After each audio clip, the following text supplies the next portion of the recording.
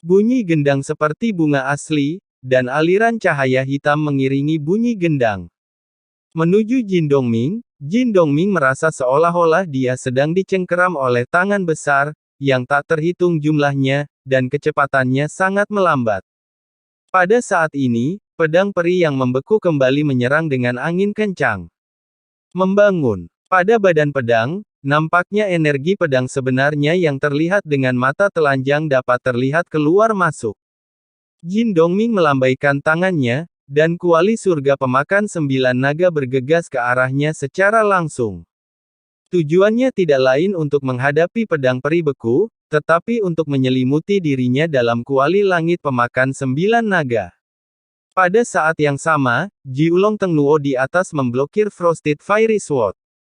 Meski agak dalam, namun suara gendangnya masih bisa menembus bagian atas gendang, membuat Jin Dongming sakit kepala hebat, dan jiwanya seakan bertumpu pada tulangnya.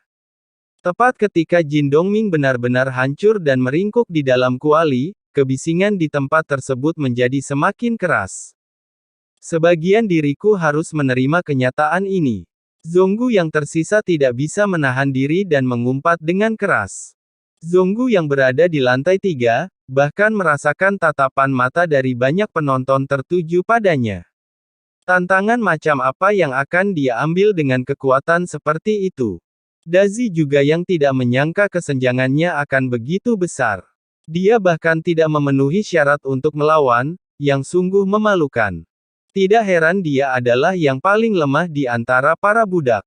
Sudah berakhir, jika saya mengetahui nilai kontribusi saya lebih awal, saya akan salah perhitungan dalam mencoba untuk menang.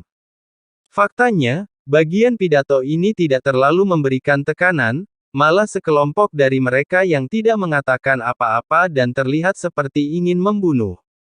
Terutama mereka yang berhutang banyak poin kontribusi berharap bisa kembali dalam keadaan seperti itu. Namun dalam situasi perang saat ini, para budak dewa benar-benar berada dalam posisi yang tidak menguntungkan, dan mereka tidak dapat lagi melihat harapan apapun. Buruan masukkan sisa nilai kontribusi ke Jincang Daozi, agar Anda bisa menghemat sebagian. Ada yang langsung menyarankan, dan ada yang langsung percaya itu benar. Memang tidak ada ketegangan dengan situasi saat ini. Segera, jumlah orang yang bertaruh pada Jincang berlipat ganda lagi, tetapi peluangnya tidak bertambah lagi. Tentu saja peluangnya ada batasnya. Jika terus meningkat, jika terjadi kecelakaan, toko, budak Dewa Shuro tidak akan mampu menanggungnya. Saya pikir tidak dapat dihindari bahwa karakter Tao kuno ini akan ada dalam daftar, dan itu bukanlah keberuntungan. Tapi sekarang sepertinya saya, memungut kotoran di suatu tempat dan menyia-nyiakan poin kontribusi saya. Benar-benar sia-sia. Banyak orang yang diam-diam mengkritik Zonggu. Jika Zonggu bukan penganut Tao, saya khawatir kutukan itu sudah menyebar sejak lama. Ketika Jincang melihat ini, sudut mulutnya terus terangkat, dengan senyuman sinis di wajahnya. Tapi dia tidak tampak terlalu terkejut, seolah-olah semuanya sudah diduga. Tampaknya jauh lebih lemah dari yang diharapkan. Jincang menggelengkan kepalanya dengan nada sedikit menyesal, berharap akan melihat pertarungan seru. Di lapangan, Jin Dongming yang bersembunyi benar-benar mengecewakan Jincang. Orang-orang Zhejiang telah ada di sini sejak zaman kuno, dan mereka tidak tahu dari mana mereka mendapatkan Senong, tetapi tentu saja mereka tidak dapat dibandingkan dengan para budak dewa Jincang Daozi. Lagi pula, para budak dewa ini menghabiskan banyak poin kontribusi untuk mereka. Dan menyediakan senjata dan sarana yang ampuh. Bahkan di level yang sama, sulit untuk membuat lawan, apalagi panah dewa, menjadi lebih kuat. Pada saat ini, seorang pria yang berdiri di samping Jincang sedang duduk tegak dan sepertinya memiliki status tertentu. Namaku Long Biao, seorang senong, kecepatan reaksi dan otaknya tidak terlalu bagus, tapi dia benar-benar gila saat bertarung, jadi aku membekalinya dengan pedang peri beku dan lembah ringan yang mencuri hati, melelahkan, satu merah dan satu kendali untuk menang, menghadapi banyak tantangan.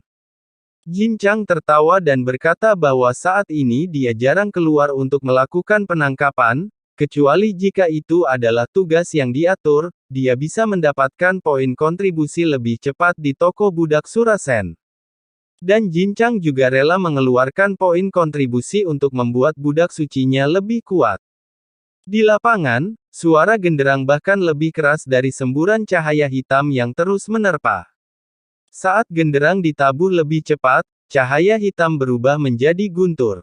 Busur listrik menyala dan meraung menuju kuali surga yang melahap 9 naga. Tiba-tiba, kuali surga pemakan 9 naga dibalik. Sosok Jin Dongming sepertinya telah terkena pukulan keras, dan dia menembak mundur dengan cepat, lalu menghantam penghalang emas di tepinya dengan keras. Seluruh tubuh tiba-tiba terpental dan seteguk besar darah muncrat. Jin Chang, budak Sen bernama Long Biao telah menghilang. Ketika dia muncul kembali, dia dekat dengan Jin Dongming. Dia memegang pedang peri beku dan diselimuti oleh esensi energi pedang, dia menimbulkan badai di sekujur tubuhnya dan menikam Jin Dongming dengan keras. Saya benar-benar minta maaf. Sekarang Anda dan saya adalah boneka orang lain. Jika Anda tidak mati, saya akan mati. Long Biao menyesali energi pedang mendekati Dongming. Kekuatan abadi Jin Dongming melonjak dan cahaya keemasan muncul di depannya, ini adalah teknik perlindungan tubuhnya, tetapi di bawah energi pedang, dia dihancurkan. Energi pedang jatuh ke tubuh Jin Dongming dan langsung menghancurkan bajunya. Untungnya, dia memakai baju besi bagian dalam untuk melindungi dirinya di bawah gunung. Jika tidak, potongan ini mungkin akan memotong Jin Dongming menjadi beberapa bagian. Saat ini, Jin Dongming hanya mengalami beberapa luka tulang yang terlihat jelas di tubuhnya, dan darah mengalir keluar. Gambaran seperti itu menimbulkan sorakan, sepertinya inilah yang ingin mereka lihat. Bunuh dia, potong kepalanya. Sayang sekali, potong saja menjadi beberapa bagian untuknya. Suara bergema satu demi satu. Ekspresi Xiaoyan acuh tak acuh ketika dia mendengar ini. Semakin banyak orang di dunia yang bermasalah ini tidak memiliki keyakinan yang benar, keruntuhan nilai tidak bisa dihindari. Nampaknya hanya dengan melihat cipratan darah barulah Anda bisa merasakan kegembiraan dan kenikmatan yang telah lama hilang.